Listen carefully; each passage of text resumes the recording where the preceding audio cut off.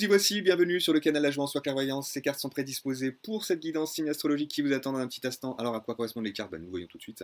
Énergie d'entrée autour du 15 juillet, la force qui vous soutient dans cette quinzaine, le challenge, l'énergie de sortie autour du 30 juillet. Premier conseil, deuxième conseil et 6 cartes pour le sentimental.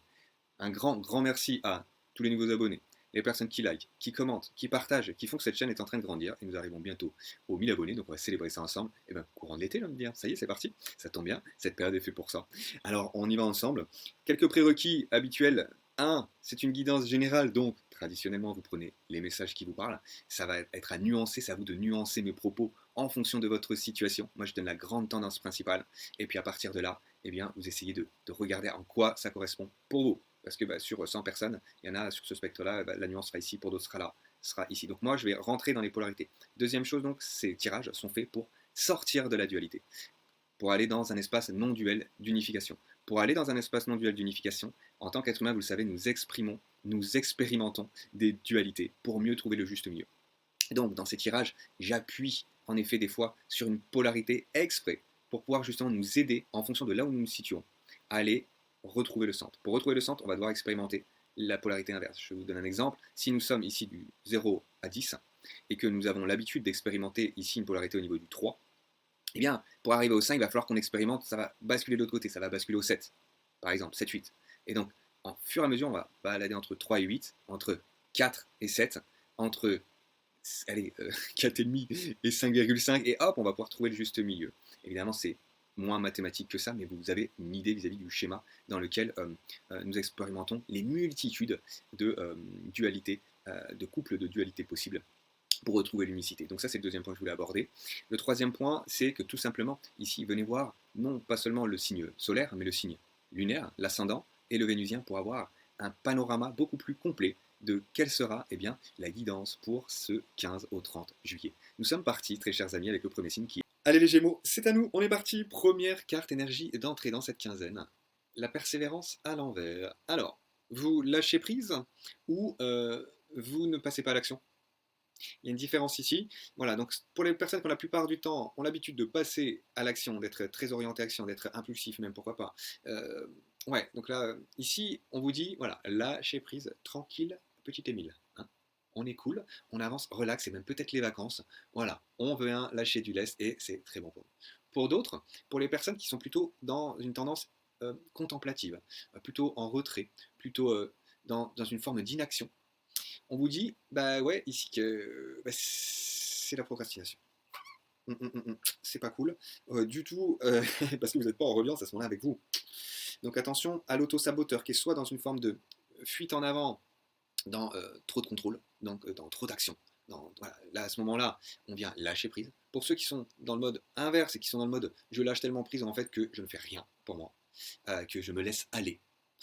Attention. Donc ici, on vient rééquilibrer. Les uns viennent céder des autres, les autres viennent céder des uns. Et à ce moment-là, on trouve plus d'unicité. C'est pour ça que les différences sont dans la nature. Merci à tous, du coup. Carte suivante. On est parti avec la force qui vous soutient. C'est que y a une perte affective possible, Gémeaux, ici. Vous vous êtes séparé de quelqu'un, vous êtes détaché d'une personne. Voilà, il y a un deuil qui est en cours. Vous avez perdu peut-être un être proche qui est passé dans l'au-delà. En fonction de votre situation, dans tous les cas, on vous l'avait en force en fait. Donc ça c'est magnifique. C'est-à-dire que vous sortez de cette énergie de chagrin, de cette énergie de je ne retrouverai plus l'amour, de cette personne était mon tout dans ma vie. Ça pour cette personne, c'est véritablement ça ce qui se passe. Pas pour tout le monde, vous mettez les nuances évidemment en fonction de votre situation. Donc en tous les cas, vous êtes en train de passer au stade suivant vis-à-vis de l'épreuve que vous avez vécue, qui vous permet de lâcher du lest justement quand il y a quelque chose qui meurt, quand une situation s'arrête, quand quelqu'un part. Dans tous les cas, vous ne pouvez pas savoir le nombre de décès qui amènent des évolutions incroyables, des changements relationnels. Quand on perd un parent par exemple, c'est dur au départ, mais des changements relationnels sont très propices par la suite pour nous. Certains reçoivent des messages de leurs défunts. Hein, par le biais de médiums, par le biais d'eux-mêmes. Dans tous les cas, ce qui se passe ici, c'est que du coup, il y a des évolutions qui se passent après la mort, la vie continue. Et nous propose le stade d'évolution suivant. Donc là, il y a quelque chose qui est en train de mourir. Pour, si ce n'est pas en lien avec une personne, il y a un mode de fonctionnement qui est en train de changer pour pouvoir évoluer et trouver plus d'équilibre, plus de maîtrise. Carte suivante. Le challenge qui est le vôtre, amis Gémeaux, nous y sommes, une fin d'épreuve de l'âme. Vous êtes avec la carte ici du monde. Je crois qu'on en a parlé en plus de la quinzaine précédente. Je crois que c'est avec vous, Gémeaux, je ne sais plus. Bref, dans soit le tirage d'avant, soit le tirage d'encore avant. Bref, ici, il y a la notion de valider une épreuve de l'âme. Il y a la notion d'aboutir à une réalisation, à une grande réussite, à un apprentissage majeur pour vous. C'est en lien avec le monde aussi, c'est la carte du monde dans le tarot, et cette carte du monde, elle nous dit aussi ici, si vous l'avez en challenge, attention à ne pas vous perdre. Le monde est rempli d'êtres super et d'autres moins, mais ces autres qui sont moins super ont ces différences-là pour nous aider à retrouver notre lumière. Donc, à croire en elle et justement à tenir bon, à l'écouter. Et c'est ça la force, c'est d'écouter sa lumière et du coup d'avancer. Ce qui se passe ici, c'est que il y a plein de gens super et d'autres moins super, et dans tous les cas, ils sont là pour nous permettre l'évolution, mais on peut se perdre dans le monde et à écouter tout le monde, et à écouter les jugements des uns, les jugements des autres. Et ça ne va pas forcément nous aider. Donc là, c'est un message supplémentaire pour venir vraiment être focalisé sur ce que ça vous dit à l'intérieur. Parce que j'ai des personnes qui ont peut-être lâché l'affaire aussi, vous voyez, qui ont lâché l'affaire, qui ne croient plus en eux, parce qu'ils ne croient plus en l'amour, par exemple.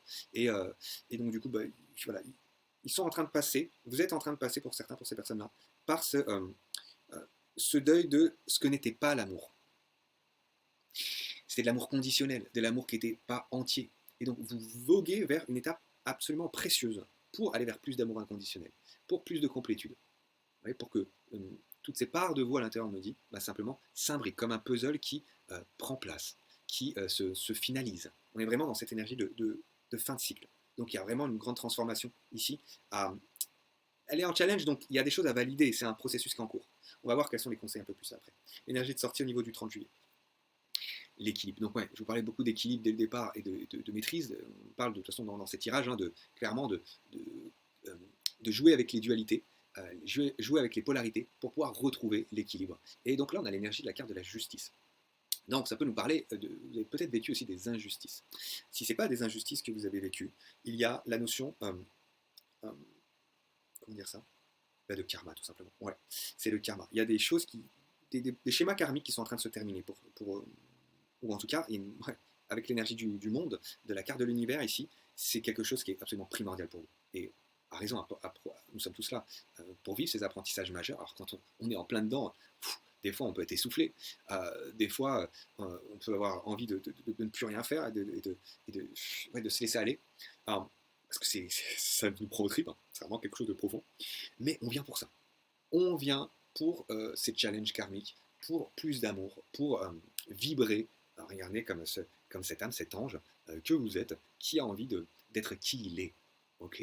Donc là aussi, un message supplémentaire pour ceux qui sont en parcours FJ, eh bien, il y a des énergies par rapport à ça, qui peuvent venir vous aider sur cette fin du mois de juillet, amis Gémeaux. Dans tous les cas, voilà, une orientation vers beaucoup plus d'unicité et de bien-être du coup à l'intérieur, qui est possible la fin juillet. Carte suivante, on nous dit quoi?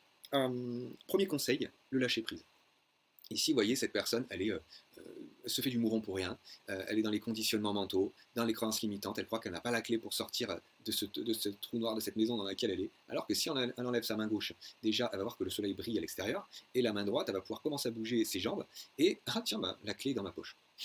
La clé dans ma poche, je vais déjà sortir de la maison, je vais retrouver le soleil et je vais être beaucoup plus léger. Donc là, on vous demande de lâcher prise avec ce qui est lourd, avec les schémas qui ne vous correspondent plus, amis Gémeaux, pour bien rentrer dans une énergie voilà, de lâcher vraiment tout le passé. Il y a beaucoup de je lâche le passé ici, Gémeaux. C'est très présent. Ok, donc ouais, j'ai des dimensions aussi, on en a parlé sur le plan karmique, ouais, c'est en lien avec ce qui s'est passé, peut-être d'autres dimensions, oui, à d'autres moments, c'est surtout ça que je voulais dire en termes de vie antérieure, voilà, c'est ça que je voulais dire. Il y en a qui sont en train de régler des choses sur le plan des vies antérieures, ça peut être très profond pour certains Gémeaux, mais du coup, principal, primordial, et nous amenant vers quelque chose absolument, je sais pas le mot, mais j'ai ravissant qui me vient, bon, je laisse ce mot-là, il y a quelque chose qui va vous ravir, tout simplement. Carte suivante. Ah, le conseil, c'est alors attention pour les uns, un surplus de confiance qui s'appelle l'ego, et pour les autres, j'ai envie de dire, attention à ce mental qui vous abaisse tout le temps. Alors soit le mental vous fait croire que vous êtes au-dessus des autres, évidemment vous nuancez comme d'habitude, il vous dit que vous pouvez tout faire, et du coup vous prenez par exemple beaucoup trop de responsabilités sur le dos.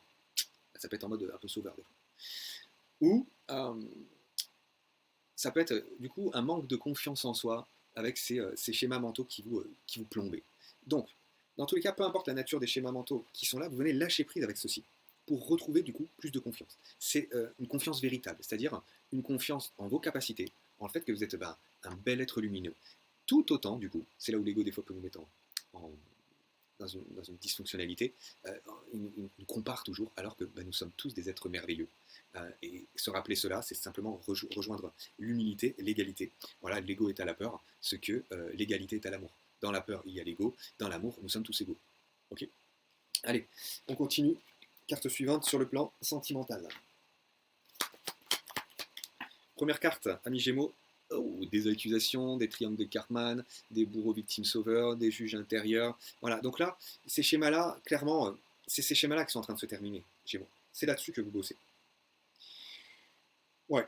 Donc pour ceux qui sont en mode sauveur, arrêtez de croire que vous pouvez tout faire pour les autres. Voilà. Et avoir confiance en vous, bien sûr, mais utilisez votre pouvoir pour vous, au lieu de prendre trop de responsabilités sur le dos. Ok. Pour certains, ouais, vous sortez de la position de victime en mode j'ai pas assez confiance en moi, j'y arriverai jamais, de toute façon l'autre est mieux que moi, et donc là l'ego vous berne. Donc ici, vous venez bien sortir de ce schéma pour vous permettre du coup de vous positionner de manière juste, de croire en votre pouvoir, ok, en votre pouvoir personnel. Et pour les bourreaux, bon, il n'y en a pas ici, enfin ça peut venir bien sûr, puisque une fois qu'on est sur un rôle, ça tourne, hein. Mais j'ai envie de dire, les bourreaux, les personnes sont tout le temps dans le rôle du bourreau, ils ne sont pas dans un espace de conscience, puisqu'ils ne prennent rien dans responsabilité. C'est vraiment, justement, j'accuse l'autre de tous les maux, tu n'es pas ceci, tu n'es pas cela, alors que ce n'est que de la projection interne vis-à-vis de quelqu'un qui est lâche et qui utilise les autres. Donc ça, c'est encore autre chose. Maintenant, on peut passer dans ce mode-là de temps à autre. Donc ici, il y a une rééquilibration pour pouvoir avoir à nouveau plus d'équilibre, plus de justice. Pour certains, il y a des affaires devant le juge, hein. Ouais. Si c'est pas devant le juge, il y a le fait de venir rééquilibrer les choses, clairement, dans une relation. Ouais, vous voyez, la notion de culpabilité, elle est ultra présente dans ce tirage-là. Ouais. Ce que vous êtes en train de libérer, c'est votre rapport à la culpabilité. Donc, le sauveur vient arrêter de culpabiliser quand il ne s'occupe pas des autres. Il vient prendre ses responsabilités en arrêtant de croire en sortant du triangle de Karpman, qu'il est en train de fuir.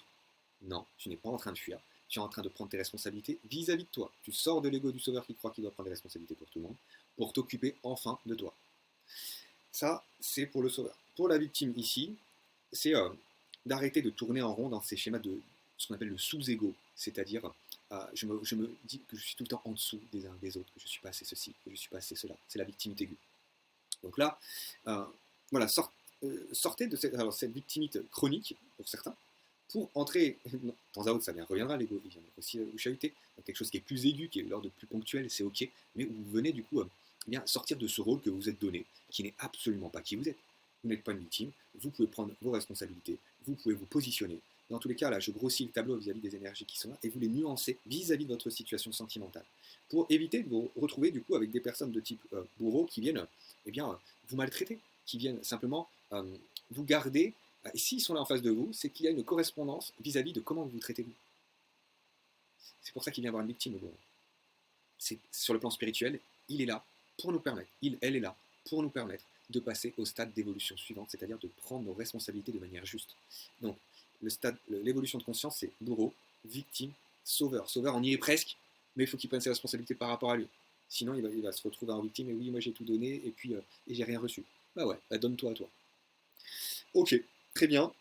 Il y a vraiment un travail de développement personnel, les Gémeaux, c'est profond. C'est clair. Dans tous les cas, que vous soyez en couple ou pas, ce que vous êtes en train de gérer de manière interne, tout simplement, voilà, eh bien, ça vous permet d'avancer sur le plan externe, c'est-à-dire dans votre relation, si vous êtes en relation, ou dans une relation future, si vous êtes célibataire.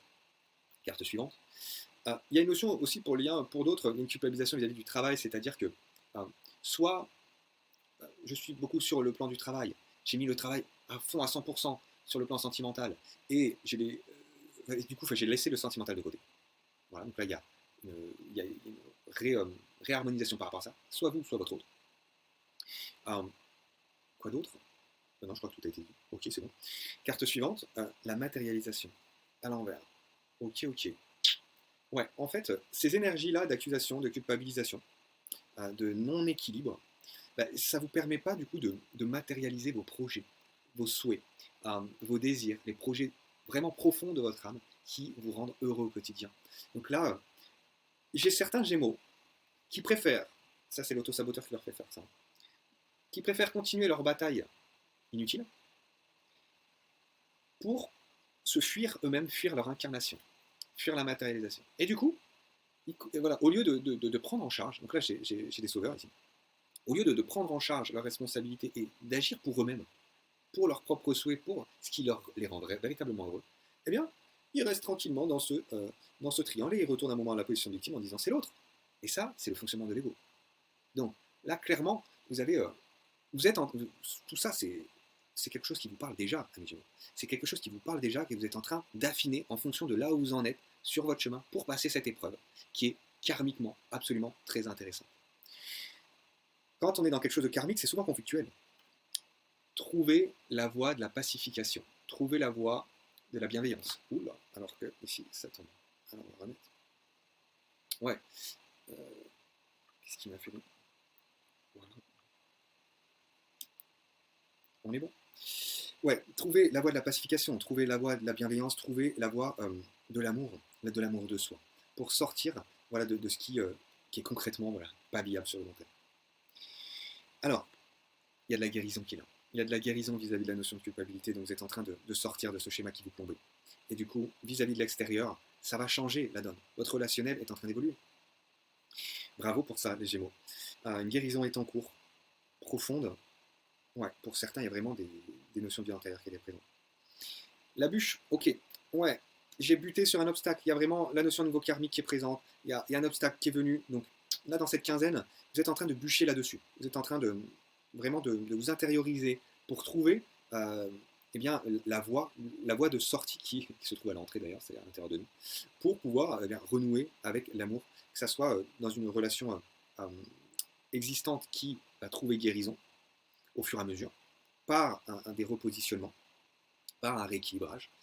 Pour d'autres, ce sera dans une autre type de relation, parce que là c'est une relation purement karmique, et donc vous allez vers quelque chose qui est de l'ordre d'une relation destinée, c'est-à-dire vous permettant d'être avec une âme sœur par exemple. D'autres, certains c'est des flammes jumelles des fois. On regarde ici, en fonction de sa situation, ce qui correspond. Et puis, en tout cas, ça vous est très propice pour voguer vers l'amour inconditionnel, amis Gémeaux. Voilà ce que j'avais pour vous.